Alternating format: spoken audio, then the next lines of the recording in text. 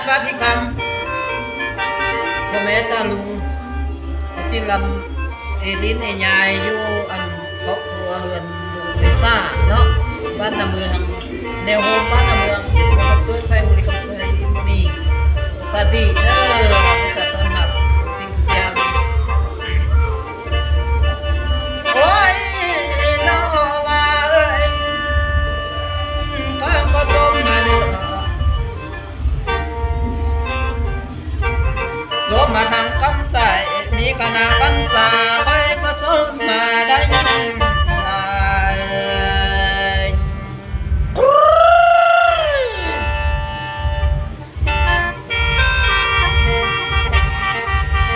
โอ้ยก็ส้มมาได้ส้มมาทางกำว่ามีโอกาสพนักงานการเก็บตังคนใดส้มมาเท่าแก่พอที่นายบ้านเพื่อมารวมโอ้ยก็ส้มมาได้หลาย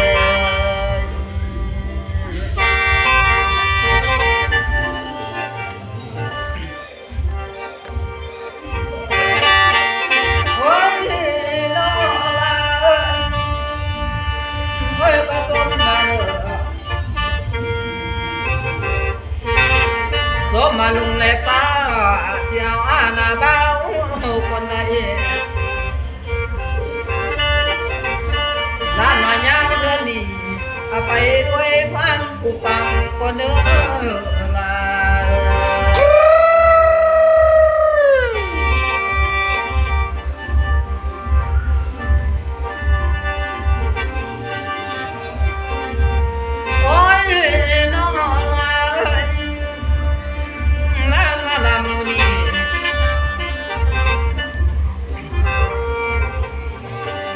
กันว่าสักพื้นถูกเกยที่สร้างมือไว้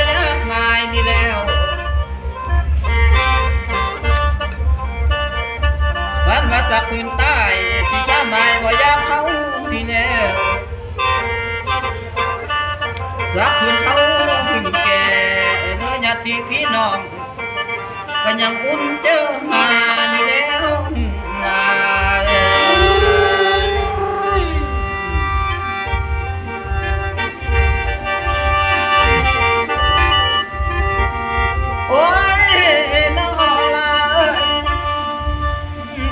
สักเป็นลุงเป็นตา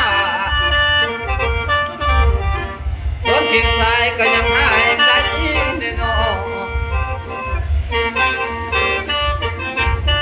วันวันแย่ด้วยไปก็ได้ใส่ที่ยากแก่ก็ยังดีได้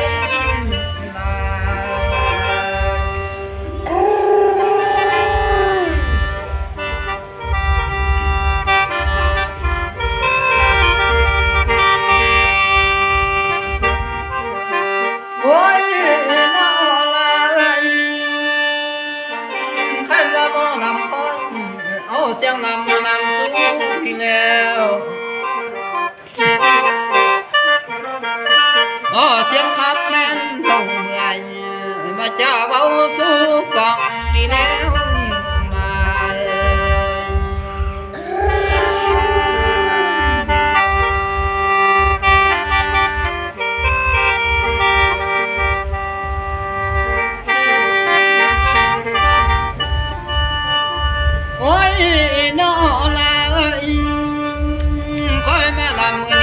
ก็สุดที่ดีใจได้ผู้ไม่ทราบเอ่ย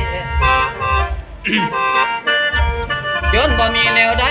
มาเปรียบปุ้นบ้านใดนี่น้อง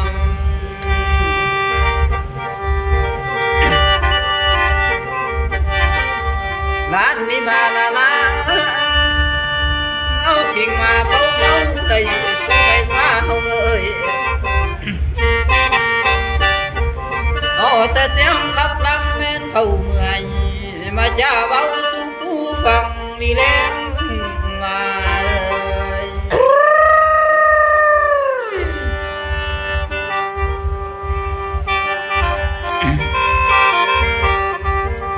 มันว่าเสียงขับเมื่อยมันมีมาตั้งแต่ก่อนคุณแทนตั้งแต่พ่อแม่คอยจังได้ ำใดแม่นบ่ลืมนี่แล้วลา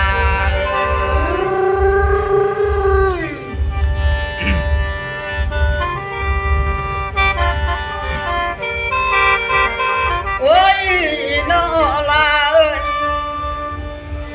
คอยก็มามื้อนี้คอยก็ลืมสะบดบ่ทันได้นำคันได้ฟูให้สาเฮาเอ้ย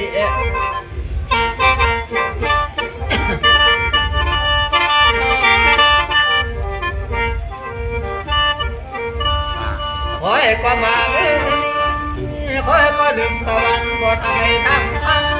ได้น้อ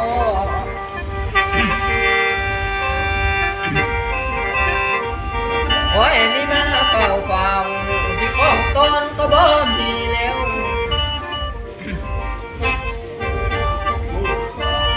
สิหาเอาดันสิ่งดีๆเป็นเสียงคำเสียงแรงเลยเป็นเสียงแคนเสียงลำหนอมาฝากเป็นของตนผู้ใดเมื่อท่านจำชื่อไว้สิไปลายาดึงในเด้อลาเด้อ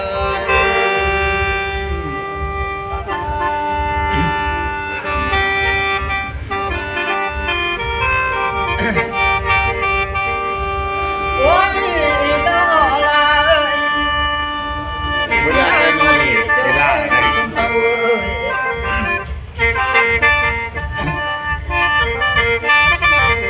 บ้านก็ดีเจอเด้หน้าเมืองเฮาเอ้ยอันนี้งานก็หลายอย่างแน่นอนวัดหน้าเมืองเฮารุ่งเนาะย้อนมีเท่ามีแก่เพื่อนได้มานำพาเฮาได้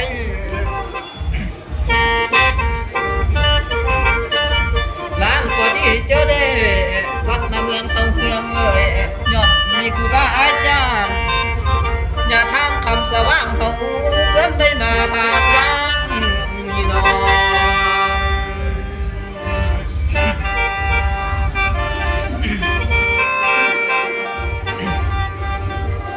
โอ้ยน้อลาเอ้ยเพื่อนมาวัดเฮากว้างคือกูคือนี่ย้อนมาไอ้แล้วน้องคันว่าลูกและเต้ารวมกันเขาสำมาทีร้านก็ดีเจอเด้ลา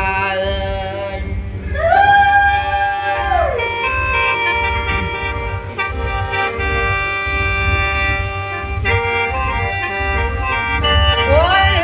น้อลาเอ้ยคอยก็ดีเจอเด้คุณเฮาเอ้ยดีงามปลาไหลยังเต็มน้อยังกว้างวันบ่ได้หกเหนือสิเพื่อท่านผู้มาส่งนี่แล้วลาย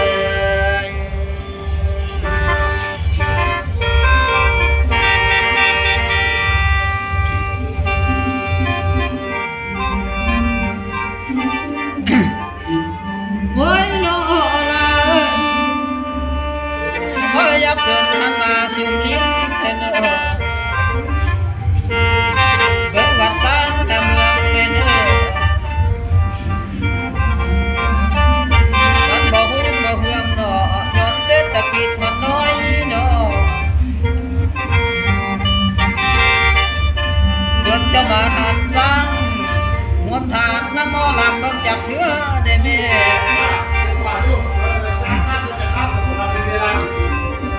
เมื่อเฮาเกิดจากนา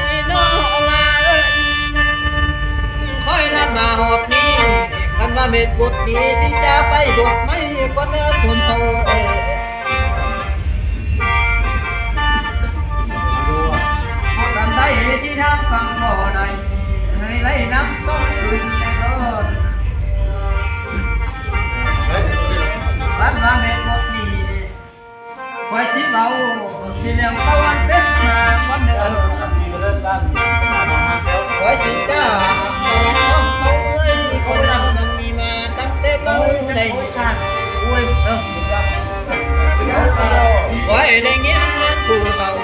เขามาเว้าสู่ฟังในลาย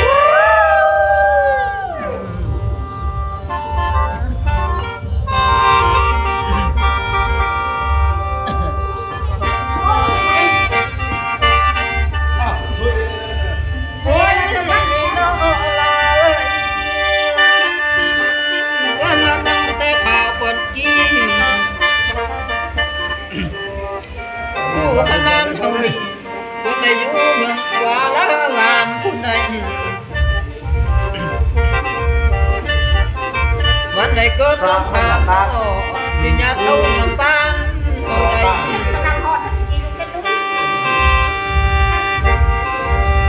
ยอดว่ามีเสือคอเสือคานที่มาญาติทิ้งเมืองกันใด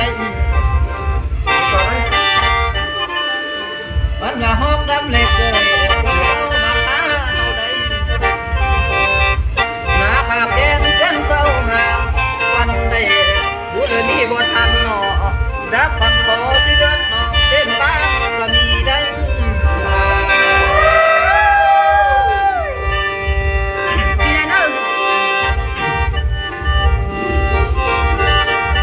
โอ้ยน้อลาลูกเปิดซ้ำผู้ขนานเฮานี่เพิ่นจังได้หวานเที่ยวลูกเอาล้านว่าที่นี่ตั้งดินยันได้ศึกนำข้าคนใดนี่ตั้งฝ่ายันแต่บ่มีหยุดนอกเพิ่นจิตตัดแปรได้สิได้ลงแม่น้ำใหญ่ได้เพิ่นบ่ฮู้ว่าสิไกลหรือไกลสิไปข้างอยู่ลาแต่ก็มีได้หลาย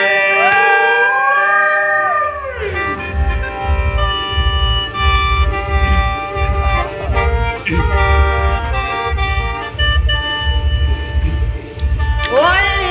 น้อลาผู้เฮานี่เพิ่นได้ตื่นนอนตอนเช้าเพิ่นได้เลี้ยวไปทางทิศใต้แต่หมอกคุ้ม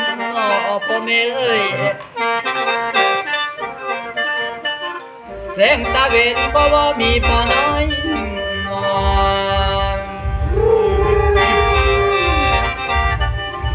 ผมจำในมือละ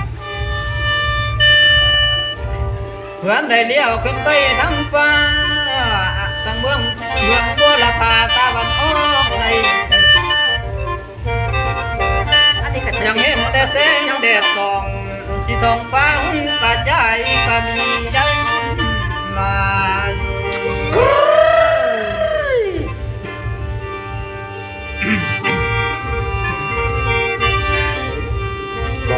เฮ้ยน้อลาเพิ่นว่าสายอันนี้เขาว่าสายน้ำแววที่เขาซาหรือซามาได้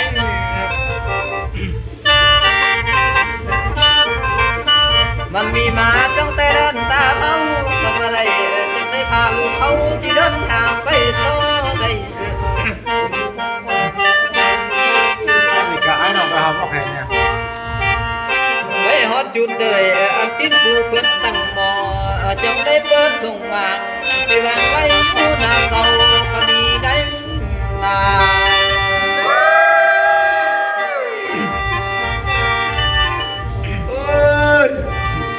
ความจำหอนว่าบ้านนี้ โอ้ยน้อลาผู้เฮานี่เพิ่นได้พักผ่อนนิดหน่อสิกินน้ำข้าวแห้งได้พ่อแม่เอ้ย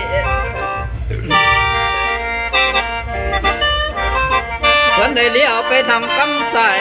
เห็นหอดกว้างผ่านเต้นไหลกันปืดสนั่นได้มีจับจันและนกห้องที่ดังกองสนั่นเดืองก็มีได้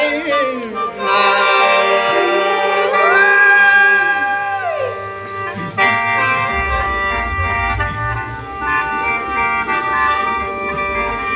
โอ้ยน้อลา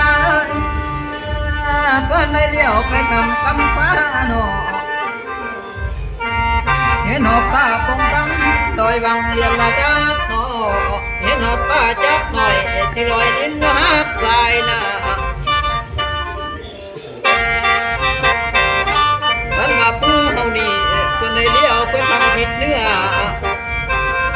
อกขนมกุ้มกัวหัวผู้หลวงแม่สร้างไต้นี่ได้ยิน ลองไปได้วันไหนเลี้ยวไปทั้งแม่นที่ไต่พระหุ่นแจ้งเบิกบานก็มีได้มา